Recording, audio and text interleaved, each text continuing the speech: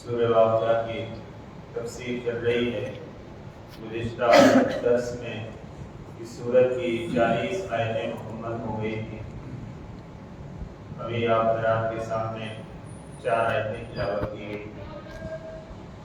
گزشتہ آیات میں یہ بات آئی تھی، اللہ رب العزت نے فرمایا تھا وَكُنْتُمْ أَزْوَاجًا ثَلَاثًا۔ قیامت کا تذکرہ کرتے ہوئے اللہ تعالیٰ نے ارشاد فرمایا تھا کہ ساری انسانیت 3 گروہوں میں 3 جماعتوں میں بٹ جائے گی۔ اس میں سے ایک جماعت سابقون اولون کی ہوگی جو اللہ کے مقرب بندے ہوں گے، جس میں انبیاء اور رسل اور اسی کے ساتھ ساتھ جو شہداء اور صدیقین، جو صالح اور نیک لوگ ہوں گے۔ اور دوسری جماعت اللہ رب العزت نے فرمائی تھی کہ اصحاب الیمین کی ہوگی۔ اصحاب الیمین اس جماعت کو کہا جاتا ہے جس کے داہنے ہاتھ میں اس کا نامہ اعمال دیا جائے گا، اور یہ اس بات کی علامت ہوگی کہ اللہ رب العزت نے اس کو معاف فرما دیا اور اس بندے کے اعمال اچھے ہیں، نیکیاں زیادہ ہیں، اور یہ جنت کا مستحق اور حقدار ہو گیا۔ اور تیسری جو جماعت ہوگی، تیسرا جو گروہ ہوگا، اس کو اللہ رب العزت نے اصحاب الشمال سے تعبیر فرمایا، یعنی وہ بائیں ہاتھ والے ہوں گے۔ اس سے مراد وہ لوگ ہوں گے کہ جن کا نام اعمال ان کے بائیں ہاتھ میں دیا جائے گا، اور یہ اس بات کی دلیل ہوگی کہ یہ لوگ اپنے گناہوں کی سزا میں پکڑ لیے گئے ہیں اور یہ جہنم کے اندر جو ہے پھینک دیے جائیں گے۔ اللہ رب العزت نے پہلے جن 2 گروہوں کا ذکر فرمایا، اس کے بارے میں اللہ تعالیٰ نے فرمایا فی جنات النعیم کی وہ نعمتوں والے باغ میں ہوں گے، جنت کے اندر ہوں گے۔ اور اللہ تعالیٰ نے جنت کی بے شمار نعمتوں کو اس کا ذکر فرمایا، اس کا تذکرہ فرمایا، جس کا درس آپ حضرات کے سامنے آ گیا۔ اب جو آیت تلاوت کی گئی ہے، اس میں پہلی آیت میں اللہ تعالیٰ فرماتے ہیں وَأَصْحَابُ الشِّمَالِ، اور جو بائیں ہاتھ والے ہیں، مَا أَصْحَابُ الشِّمَالِ، اللہ تعالیٰ فرماتے ہیں کیا بتلائیں بائیں ہاتھ والے کیا ہیں، یعنی ان کا حال کیسا ہوگا اور ان کا کیسا برا حال ہوگا جن کا نام اعمال اس کے بائیں ہاتھ میں دیا جائے گا۔ فی سموم و حمیم، اللہ تعالیٰ فرماتے ہیں کہ بائیں ہاتھ والے یہ ہوں گے آگ کی لو میں، وہ حمیم اور کھولتے ہوئے پانی میں، یعنی آگ کی لو۔ بعض موسم ایسے ہوتے ہیں گرما کے دنوں میں کہ جب اس میں تیز ہوائیں چلتی ہیں اور تیز لو جو ہے لگتے ہیں، یعنی جسم بالکل جلنے لگتا ہے، ایسی کیفیت ہو جاتی ہے۔ اللہ تعالیٰ فرماتے ہیں کہ یہ آگ کی لو کے اندر ہوں گے، اور مزید ان کے اوپر جو ہے اور ان کو جو ہے کھولتا ہوا پانی جو ہے ملے گا۔ وَظِلٍّ مِّن يَحْمُومٍ، اب یہ جہنم کے اندر جب سخت گرمی اور سخت لو کے اندر ہوں گے تو پھر یہ کسی سائے کو تلاش کریں گے۔ آدمی جب دھوپ کے اندر ہو تو وہ سائے کی تلاش کرتا ہے کہ کہیں سایہ مل جائے اور اس دھوپ سے تھوڑی راحت مل جائے، آرام مل جائے۔ اللہ تعالیٰ فرماتے ہیں وہ سائے کی تلاش میں جب دوڑیں گے تو انہیں جو سایہ ملے گا اس کے بارے میں اللہ تعالیٰ نے فرمایا وہ ظِلٍّ مِّن يَحْمُومٍ، وہ سیاہ دھوئیں کے سائے میں ہوں گے۔ ایک تو سایہ جو ہوگا وہ سیاہ دھواں ہوگا جس کے اندر خود حرارت ہوگی، گرمی ہوگی۔ یہ جہنم کی تپش سے جب سائے کی تلاش کے لیے دوڑیں گے تو ان کو ایسا سایہ ملے گا جس کے اندر دھواں بھی ہوگا اور سیاہ بھی ہوگا، یعنی وہاں ان کو کچھ آرام نہیں ملے گا۔ اللہ تعالیٰ فرماتے ہیں لا بارد ولا کریم، جس میں نہ کوئی ٹھنڈک ہوگی اور نہ کوئی نفع بخش ہوگا، فائدہ پہنچانے والا ہوگا۔ سائے کے اندر آدمی کو ٹھنڈک ملتی ہے اور اس سے اسے فرحت محسوس ہوتی ہے، نفع پہنچتا ہے کہ اس کو ذرا سکون ملتا ہے، لیکن یہ جو سایہ ہوگا یہ سیاہ دھوئیں کا ہوگا جس کے اندر خود گرمی اور حرارت ہوگی۔ انہم کانوا قبل ذلک مترفین، اللہ تعالیٰ فرماتے ہیں جبکہ یہ لوگ اس سے پہلے بڑے نازوں میں پلے ہوئے تھے، یعنی دنیا کے اندر جو ان کی زندگی گزری تھی بڑے ناز و نعمت میں گزری تھی، بڑے عیش و آرام کے اندر یہ زندگی گزارتے تھے۔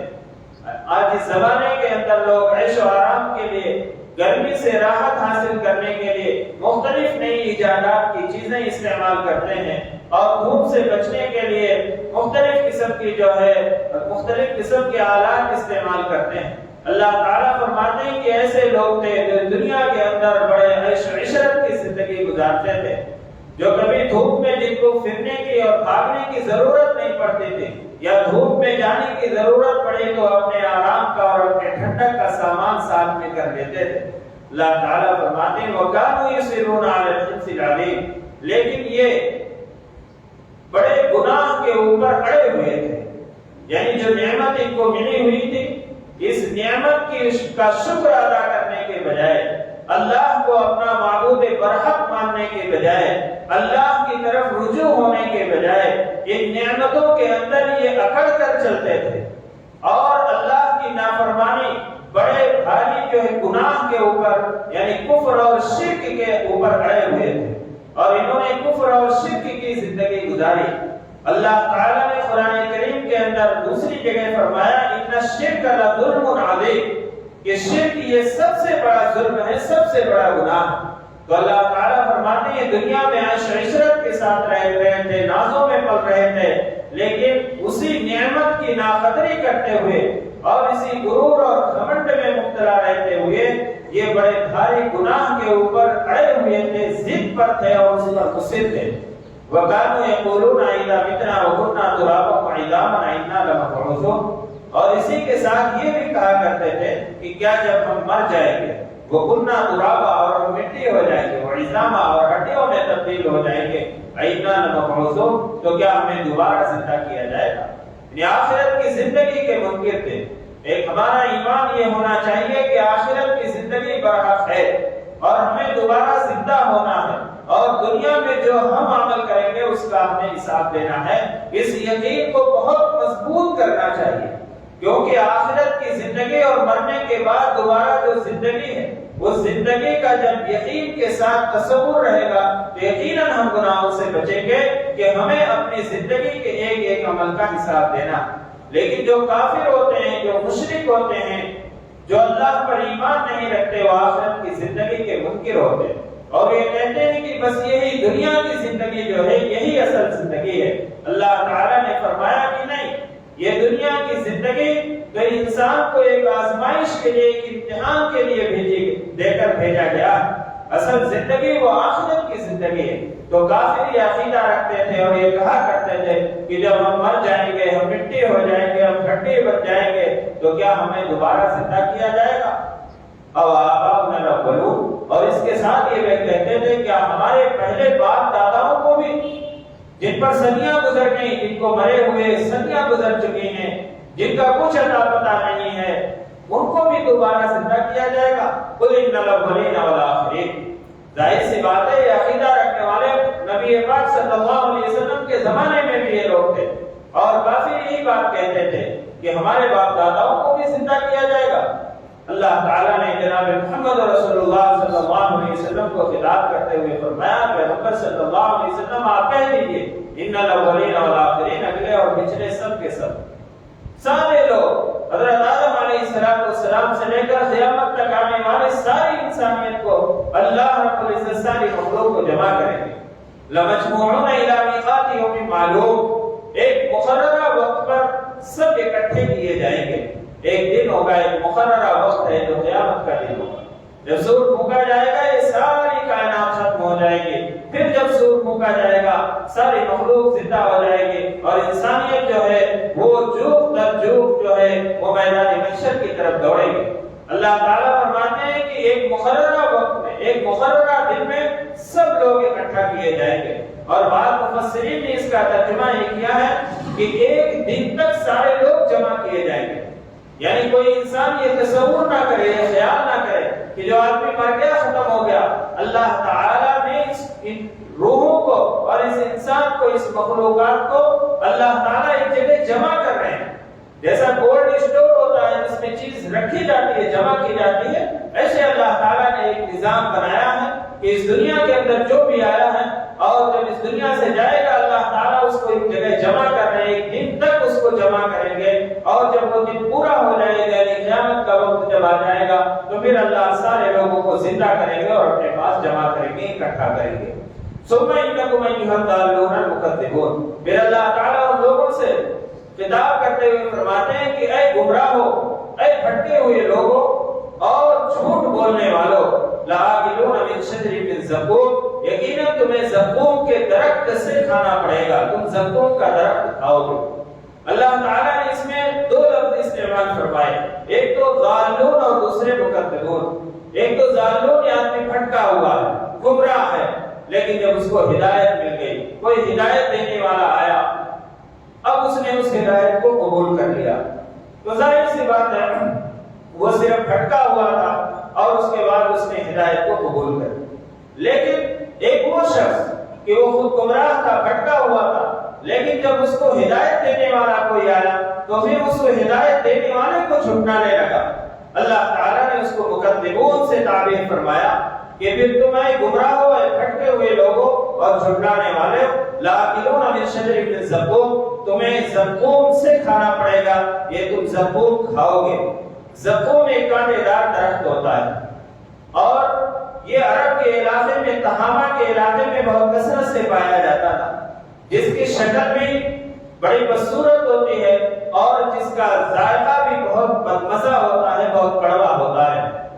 بعض علاقوں میں اسے دھوہر کا درخت کہتے ہیں اور ہمارے اس ملک ہندوستان میں اسے ناگفنی کا درخت کہا جاتا ہے، اور اسی سے تشبیہ دی جاتی ہے کہ جو ناگفنی کا جو درخت ہوتا ہے جس کے اندر کانٹے بھی ہوتے ہیں اور اس کو کھانا تو اس دنیا کے اندر کوئی کھانے کے لیے تیار نہیں ہوگا، اتنا کڑوا اور بدمزہ ہوتا ہے، اس میں کانٹے بھی ہوتے ہیں۔ ایسے درخت سے اللہ رب العزت جہنمیوں کو کھلائیں گے اور ان کی غذا یہ ہوگی۔ سورہ صافات آیت نمبر 62 میں اس کا تذکرہ اللہ تعالیٰ نے فرمایا۔ اس پر ایک اعتراض ہوا تھا کہ جہنم کے اندر درخت کیسے ہوگے گا جبکہ جہنم میں آگ ہی ہوگی، تو اللہ تعالیٰ نے فرمایا انہو فی اصل الجحیم، اللہ تعالیٰ نے فرمایا یہ جہنم کی جڑ کے اندر ہی اگے گا۔ اللہ کی قدرت ہے۔ درخت تو ہم یہ سوچتے ہیں کہ بھائی آگ میں درخت کیسے اگے گا یا کیسے باقی رہے گا، لیکن اس کی اصل ہی یہی ہوگی کہ وہ جہنم کے اندر ہی وہ درخت پیدا ہوگا اور اسے اللہ تعالیٰ اگائے گی جو سخت کڑوا ہوگا۔ فمالئون منھا البطون، اور بھوک بھی بڑی شدت کی لگے گی، تو اللہ تعالیٰ فرماتے ہیں اسی سے تمہیں اپنا پیٹ بھرنا ہوگا، یعنی اس زقوم کے علاوہ تمہیں دوسرے کھانے کی کوئی چیز میسر نہیں ہوگی، بھوک بھی خوب شدت کی لگے گی، اور جو ہے باطل ناخواستہ جو جہنمی ہیں اس زقوم کے درخت کو کھائیں گے۔ فشاربون علیہ من الحمیم، اب اس پر یہ ہوگا مزید کہ جب وہ زقوم کا درخت کھائیں گے جس کے اندر شدت بھی ہوگی، حرارت بھی ہوگی، اب یہ پانی کی طرف دوڑیں گے، سخت پیاس محسوس کریں گے۔ اللہ تعالیٰ فرماتے ہیں کہ تمہیں جو ہے کھولتا ہوا پانی جو ہے اس پر پینا ہوگا، یعنی مزید اس پر یہ ہوگا کہ تم زقوم کھاؤ گے اور پھر کھولتا ہوا پانی جو بالکل کھول رہا ہوگا، پک رہا ہوگا پانی، جیسے جو ہے ہانڈی کے اندر پانی ابلتا ہے ایسے ابلتا ہوا پانی پیئیں گے۔ فشاربون الشرب الہیم، اور تمہیں اس طور پر پینا ہوگا کہ جیسے پیاسا اونٹ پیتا ہے جس کو بیماری لگ گئی ہو، اونٹ کو ایک بیماری لگ جاتی ہے جس سے وہ پانی پیتا رہتا ہے اور وہ پانی کی پیاس اس کو بجھتی نہیں ہے، جسے استسقاء کی بیماری کہا جاتا ہے۔ بعض انسانوں کو بھی یہ بیماری آ جاتی ہے، اللہ سب کی حفاظت فرمائے، کہ آدمی پانی پیتا رہتا ہے اس کی پیاس نہیں بجھتی ہے، تو اللہ تعالیٰ فرماتے ہیں کہ تم اس طرح سے پیو گے جیسا کہ پیاسا بیماری والا اونٹ جو ہے وہ پیتا ہے۔ ھذا نزلهم یوم الدین، اللہ تعالیٰ فرماتے ہیں قیامت کے دن انہی چیزوں کے ذریعے سے ان کے مہمان نوازی ہوگی، یعنی جو اللہ کے منکر ہیں، جو کافر ہیں، کفر اور شرک کی زندگی گزارتے ہیں، ان کا انجام یہ ہوگا۔ اللہ تعالیٰ فرماتے ہیں کہ ان کی جو مہمان نوازی ہوگی وہ انہی چیزوں کے ذریعے سے ہوگی جس کا تذکرہ ہے۔ اس کے بالمقابل اللہ تعالیٰ نے جنتیوں کے لیے فرمایا تھا کہ ان کی مہمان نوازی کس طرح نعمتوں کے ساتھ ہوگی، کہ جنت کے اندر جو پھل وہ کھانا چاہیں گے، جو غذا کھانا چاہیں گے وہ ملے گی، اور جو ہے ایسی ایسی حوریں ملیں گی کہ جس کے بارے میں جناب محمد رسول اللہ صلی اللہ علیہ وسلم نے فرمایا کہ اگر کوئی حور جنت کی کوئی عورت اس روئے زمین کی طرف جھانک کر دیکھ لے تو یہ پوری دنیا جو ہے نور سے منور ہو جائے گی، روشن ہو جائے گی۔ تو اللہ تعالیٰ نے اندر جو انسان اچھے عمل کرے گا، اللہ کو معبود برحق مانے گا، اللہ کو ایک مانے گا، زندگی گزار کر اس دنیا سے جائے گا ایمان کی حالت میں، تو اللہ رب العزت اسے جو ہے بے شمار نعمتوں سے نوازیں گے۔ اور اگر کفر کی، شرک کی، اللہ کی نافرمانی کی زندگی گزار کر جائے گا تو اس کا اشر یہی ہوگا جو آپ کے سامنے جس کا تذکرہ ہے۔ تو اللہ تعالیٰ فرماتے ہیں ھذا نزلهم یوم الدین، قیامت کے دن ان کی انہی چیزوں سے مہمان نوازی ہوگی۔ نحن خلقناکم فلولا تصدقون۔ اب اللہ تعالیٰ ایک انسان جو اس کے اوپر نعمتیں ہیں اللہ کی، اور سب سے بڑی نعمت انسان کی خود تخلیق ہے، انسان کی پیدائش ہے کہ انسان اپنی پیدائش کے بارے میں غور کرے، اور دنیا کی جو ساری چیزیں جس کو اللہ نے تخلیق کیا ہے، پیدا کیا ہے، بنایا ہے، ان ساری چیزوں میں غور و فکر کرے، اور سب سے پہلے انسان اپنی تخلیق کے اوپر غور کرے۔ نحن خلقناکم، اللہ تعالیٰ فرماتے ہیں کہ ہم نے ہی تم کو پیدا کیا، فلولا تصدقون، تو اب دوبارہ زندہ ہونے کو تم سچ کیوں نہیں سمجھتے؟ یعنی پہلی مرتبہ جب اللہ تعالیٰ نے تم کو پیدا کیا تو پھر اب دوبارہ پیدا کرنے میں اللہ تعالیٰ کو کیا مشکل پیش آئی؟ کیوں اس کا انکار کرتے ہو؟ کسی چیز کو اگر بنانا ہو پہلی مرتبہ اس کو بنانے میں بہت دقت ہوتی، لیکن جب اس کا نمونہ موجود ہو تو پھر اس کو بنانے میں کوئی مشکل نہیں پیش آتا۔ جب اللہ تعالیٰ نے تمہارا وجود نہیں تھا تم کو عدم سے وجود بخشا، تمہارا کوئی نمونہ دنیا کے اندر انسان کا موجود نہیں تھا، اللہ رب العزت نے آدم علیہ السلام کے ذریعے سے اس انسان کو وجود بخشا۔ تو جب اللہ تعالیٰ نے تمہیں پہلی مرتبہ پیدا کیا، جب اللہ نے تمہیں پیدا کیا ہے تو پھر اب دوبارہ زندہ ہونے کو تو تم سچ نہیں مانتے۔ افرائیتم ما تمنون، ذرا بتاؤ تو صحیح کہ وہ نطفہ جو کسی عورت کے رحم میں تم ٹپکاتے ہو، یعنی ڈالتے ہو، ایک نطفہ جو ہے جو کسی عورت کے رحم میں جاتا ہے، انتم تخلقونہ ام نحن الخالقون، کیا تم اسے بناتے ہو ام نحن الخالقون، یا ہم اس کے پیدا کرنے والے ہیں؟ اللہ تعالیٰ فرماتے ہیں نطفہ، ایک منی کا قطرہ ایک عورت کے رحم کے اندر جاتا، اور اس سے جو انسان بن کر تیار ہوتا ہے اس کو بنانے والا کون ہے؟ انسان غور کرے، ایک منی کے قطرے سے اللہ رب العزت نے ایک ایسے انسان کو، خوبصورت انسان کو جس کے اندر بہت ساری صلاحیتیں، اگر دیکھا جائے تو اس انسان کے جسم کے اندر ایک فیکٹری موجود ہے، جس کو کون بناتا ہے؟ تمہارا کام صرف اتنا ہے کہ تم ایک منی کے قطرے کو عورت کے رحم کے اندر ٹپکاتے ہو، ڈالتے، اس کے بعد جو مختلف جو ہے طریقوں سے اس بچے کی اور اس انسان کی جو اندر تخلیق ہوتی ہے وہ تمہیں کچھ معلوم ہے؟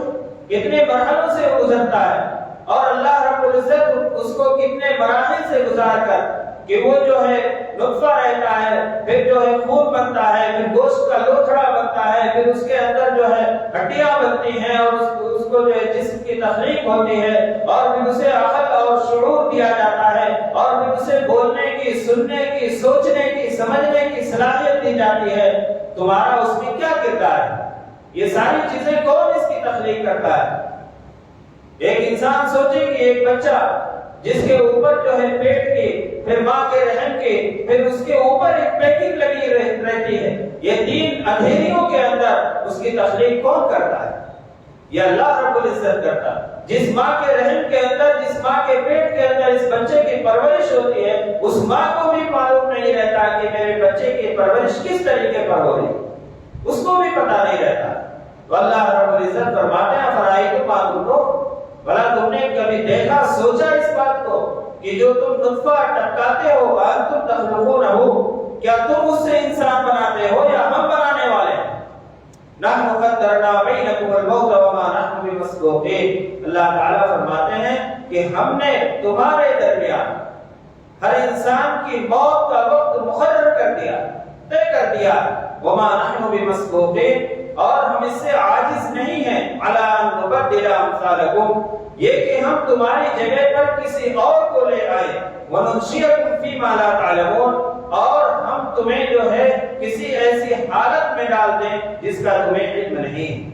آیات میں اللہ تعالیٰ نے فرمایا کہ ہم نے ہی تمہارے لیے موت کو بھی مقرر کر دیا، اور حدیث پاک میں فرمایا گیا کہ جب بچہ ماں کے پیٹ میں رہتا ہے، ابھی پیدا نہیں ہوا، اس کی موت لکھ دی جاتی ہے۔ اس لیے اللہ تعالیٰ نے قرآن کریم کے اندر فرمایا الذی خلق الموت والحیات، اللہ وہ ہے جس نے تمہارے لیے موت کو بنایا اور زندگی کو بنایا۔ اللہ تعالیٰ نے اس آیت میں موت کا تذکرہ پہلے کیا، زندگی کا تذکرہ بعد میں کیا۔ اس کا جواب مفسرین کرام نے یہ لکھا ہے کہ انسان کی پیدائش سے پہلے یعنی دنیا میں اس کے وجود سے پہلے اس کے وقت موت کا وقت مقرر ہو جاتا ہے، اس وقت پر اسے موت آنی ہے۔ اللہ تعالیٰ فرماتے ہیں ہم نے وقت تو مقرر کیا ہے، لیکن ہم اس بات سے بھی عاجز نہیں ہیں کہ اگر ہم چاہیں تو اس مقررہ وقت سے پہلے ہم تمہاری جگہ پر کسی دوسرے لوگوں کو لے آئیں، تم جیسے لوگوں، اور تمہاری حالت ایسے کر دیں کہ تمہاری تخلیق کے اندر جو ہے تبدیلی کر دیں، جیسا کہ سابقہ امتوں میں ہوا کہ ان کو بندر بنا دیا گیا، خنزیر بنا دیا گیا۔ یعنی کوئی انسان یہ نہ سوچے کہ اب میں پیدا ہو گیا، دنیا میں میں آ گیا تو میں اسی حالت میں زندگی گزاروں گا۔ اللہ رب العزت اس کی موت سے پہلے اس کی تخلیق کے اندر تبدیلی کر سکتے ہیں اور اس کی شکل و صورت کو بدل سکتے ہیں، اور اس کے اندر جو ہے اگر اللہ رب العزت چاہیں تو اس کے اندر تبدیلی کر سکتے ہیں۔ یعنی اللہ تعالیٰ اس سے عاجز نہیں، یعنی اب بندے کو یہ اختیار نہیں ہے کہ وہ چاہے جب موت کا جب تک وقت مقرر ہے اسی حالت میں برقرار ہے، اس سے پہلے انسان کو اللہ رب العزت اس کی تخلیق کے اندر تبدیلی کر سکتے ہیں۔ تو اللہ تعالیٰ نے فرمایا کہ میں اس اور ہم اس سے عاجز نہیں ہیں کہ ہم تمہارے جیسے لوگ دوسرے لوگوں کو لے آئیں اور ہم تم کو ایسی صورت میں پیدا فرما دیں ما لا تعلمون، جس کا تمہیں علم نہیں ہے، تم جانتے نہیں۔ وَلَقَدْ عَلِمْتُمُ النَّشْأَةَ الْأُولَىٰ فَلَوْلَا تَذَكَّرُونَ، اللہ تعالیٰ فرماتے ہیں کہ ہم نے ہی تمہیں پہلی مرتبہ پیدا کیا ہے، فَلَوْلَا تَذَكَّرُونَ، تو تم کیوں سوچتے نہیں، غور و فکر نہیں کرتے۔ یعنی اللہ تعالیٰ نے جب پہلی مرتبہ تم کو پیدا کر دیا ہے تو پھر اب دوبارہ زندہ ہونے کے بارے میں تم کس شک اور شبہ کے اندر پیدا پڑے ہوئے ہو۔ افرائیتم ما تحرثون، ذرا بتاؤ تو صحیح کہ جو تم بیج بوتے ہو۔ انسان کی تخلیق کے بعد اللہ تعالیٰ نے جو انسان کی ضروریات کے لیے جو نعمتیں اور مختلف قسم کی چیزیں اس دنیا کے اندر پیدا فرمائی ہیں، جس کو انسان کی ضرورت پڑتی ہے، اس کی طرف اللہ تعالیٰ اشارہ فرماتے ہیں فرائیتم ما تحرثون، ذرا دیکھو تو صحیح کہ جو تم بیج بوتے ہو، انتم تزرعونہ ام نحن الزارعون، کیا تم اسے اگاتے ہو یا اس کے اگانے والے ہم ہیں۔ ایک کاشتکار ایک کسان کیا کرتا ہے، زمین کو نرم کرتا ہے اور اس کے بعد اس میں بیج کو ڈالتا ہے، بیج ڈالنے کے بعد وہ کوپل بنتی ہے اور پھر اس زمین کو پھاڑ کر باہر نکلتی ہے۔ اس کو کوپل بنانے میں اور اس زمین کو پھاڑ کر باہر نکالنے میں کس کی قدرت شامل ہے؟ کسان اور کاشتکار نے تو اپنا کام کر دیا کہ اس نے زمین کے اندر بیج کو ڈال دیا، لیکن اس کو اگانے والا اور اس کو پھر درخت کی شکل دینے والا اور پھر اس میں فائدے مند اناج اور میوے پیدا کرنے والا آخر کوئی ذات تو موجود ہے؟ یا یہ چیزیں خود بخود ہو جا رہے ہیں؟ یہ چیزیں خود بخود نہیں ہوتی۔ کاشتکار صرف اتنا کرتا ہے کہ وہ بیج کو ڈال دیتا ہے، اس کے بعد اس کو تناور درخت بنانا اور اس کو جو ہے پھر جو ہے غلے کی شکل میں اور پھلوں کی شکل میں جو ہے پیدا ہونا، جو انسانوں کے لیے اور جانوروں کے لیے فائدے مند ہے، یہ کرنے والی ذات اللہ کی۔ تو جو اللہ ان چیزوں کو بناتا ہے اور اللہ ان چیزوں کی تخلیق کرتا ہے تو اللہ ہی معبود برحق ہے کہ اسی کی عبادت کی جائے اور اللہ رب العزت کے سامنے اپنے سر کو جھکایا جائے۔ لو نشاء لجعلناه حطاما فظلتم تفكرون، اللہ تعالیٰ آگے فرماتے ہیں اگر ہم چاہیں تو اس کو ریزہ ریزہ کر دیں، چورا چورا کر دیں، فظلتم تفكرون، تو تم صرف باتیں بناتے رہ جاؤ، ہونچکے رہ جاؤ کہ یہ کیا ہو گیا۔ ایک کھیتی جو بالکل تیار ہوئی، اللہ تعالیٰ چاہیں تو اسے چورا چورا کر دیں، یا کاشتکار نے زمین کے اندر بیج کو ڈالا ہے، اللہ اگر چاہیں تو وہ اگے نہ اللہ کے حکم سے، تو تم جو ہے باتیں بنانے لگو گے انا لمغرمون، کہ ہم پر تو وبال آ پڑا، یعنی اللہ تعالیٰ کی طرف سے آفت آ پڑی، بل نحن محرومون، بلکہ ہم ہیں ہی بد نصیب، یعنی اس طرح کی باتیں کرنے لگے۔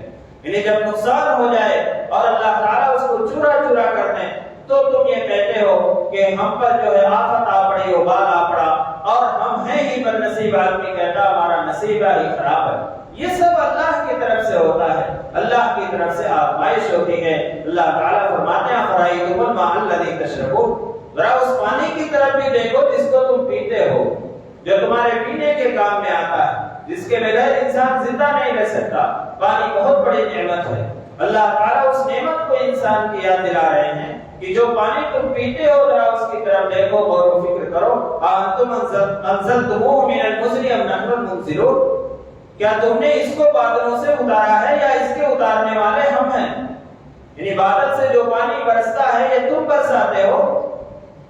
ظاہر سی بات ہے اللہ تعالیٰ کے حکم سے یہ پانی برستا۔ لو نشاء جعلناہ اجاجا فلولا تشکرون، اگر ہم چاہتے تو اس پانی کو ہم کھارا بنا دیتے، اس کو کڑوا بنا دیتے۔ فلولا تشکرون، پھر بھی تم شکر نہیں کرتے۔ یعنی یہ نعمت جو مل رہی ہے اس کو دینے والے اور اس کے پہنچانے والے ہم ہیں۔ بادلوں کو اللہ تعالیٰ حکم دیتے ہیں بارش برستے، اور یہ ایسا میٹھا پانی اللہ تعالیٰ اگر چاہتے تو اس کو کڑوا بنا دیتے اور اس کو کسیلا بنا دیتے، جو پینے کے لیے بڑی مشکل ہوتی، جس سے پیاس نہ بجھتے اور جس سے اطمینان نہ ہوتا۔ اللہ تعالیٰ فرماتے ہیں پھر بھی تم شکر نہیں کرتے۔ یعنی اللہ تعالیٰ کی نعمتوں کو جو ہم استعمال کرتے ہیں اس پر اللہ کا شکر ادا کریں، اور اللہ کا شکر یہ ہے کہ ہم اللہ کی اطاعت و فرمانبرداری کریں، اللہ کی نافرمانی نہ کریں۔ دنیا میں اگر کوئی ہمارے ساتھ کچھ احسان کر دیتا ہے تو ہم اس کے مطیع و فرمانبردار بن جاتے ہیں، اور ہمیشہ یہ کہتے ہیں کہ ہم آپ کے لیے بڑے وفادار ہیں۔ جب آپ حکم دیں گے کوئی کام کے لیے، آپ رات کے 12 بجے بلائیے، ہم آپ کے در پر حاضر ہو جائیں گے۔ تھوڑا سا احسان کر دیا، لیکن اللہ رب العزت کے کتنے احسانات ہیں۔ اللہ تعالیٰ رات کے 12 بجے نہیں، دن میں بھی بلاتے ہیں اور صبح کے وقت بلاتے ہیں۔ ہم اللہ کے دربار میں حاضری دے کر کے ہم اللہ کا شکر ادا کرتے ہیں۔ یہ ہمیں اور آپ کو سوچنا ہے۔ اللہ تعالیٰ نے جو نعمتیں عطا فرمائی ہیں ان نعمتوں کی قدردانی کریں۔ آگے اللہ تعالیٰ نے اور بھی نعمتوں کا تذکرہ فرمایا ہے، انشاءاللہ اس کو آئندہ ہم سے شروع کریں گے۔ اللہ رب العزت سے دعا ہے کہ اللہ تعالیٰ ہم سب کو نعمتوں کی شکر گزاری کی توفیق عطا فرمائے۔ آمین وآخر دعوانا الحمدللہ رب العالمین۔ الحمد للہ رب العالمین والعاقبۃ للمتقین والصلاة والسلام علی سید الانبیاء والمرسلین محمد وعلی آلہ واصحابہ اجمعین۔ ربنا ظلمنا انفسنا وإن لم تغفر لنا وترحمنا لنكونن من الخاسرین۔ ربنا افرغ علینا صبرا وتوفنا مسلمین۔ یا حی یا قیوم یا ودود یا ذو العرش المجید یا فعال لما یرید، یا ارحم الراحمین، آپ رب العالمین میں سارے جہان کے پالنے والے ہیں۔ آپ رحمان میں بڑی بڑی خطاؤں کو معاف فرمانے والے ہیں۔ آپ رحیم میں بار بار معاف فرمانے والے ہیں۔ آپ کریم میں بلا استغفار بہت ساری نعمتوں سے نوازنے والے ہیں۔ یا رحم الراحمین، آپ نے ہمیں دین و دنیا کی بہت ساری نعمتیں عطا فرمائی ہیں۔ یا رحم الراحمین، ہم سب کو نعمتوں کی شکرداری اور قدردانی کی توفیق عطا فرمائیے۔ یا رحم الراحمین، ہم آپ کی نعمتیں بھی استعمال کرتے ہیں اور آپ کی ناشکری بھی کرتے ہیں۔ یا رحم الراحمین، ہمارے جرم عظیم کو معاف فرما دیجیے۔ یا رحم الراحمین، ہماری ناشکری کی وجہ سے جو نعمتیں آپ نے ہمیں عطا فرمائی ہیں ان نعمتوں کو ہم سے چھین مت لیجیے، ہم سے سلب نہ فرما لیجیے۔ یا رحم الراحمین، ہم سب کو محرومی سے، معذوری سے، مجبوری سے، ناتوفیقی سے ہم سب کی حفاظت فرما لیجیے۔ یا رحم الراحمین، جہاں آپ نے ہمیں دین و دنیا کی بہت ساری نعمتیں عطا فرمائی ہیں وہیں ہم سب کو مغفرت کی تامہ نعمت سے بھی مالا مال فرما دیجیے۔ یا رحم الراحمین، ہم سب کی مغفرت فرما دیجیے۔ یا رحم الراحمین، آپ معافی کو پسند فرمانے والے ہیں۔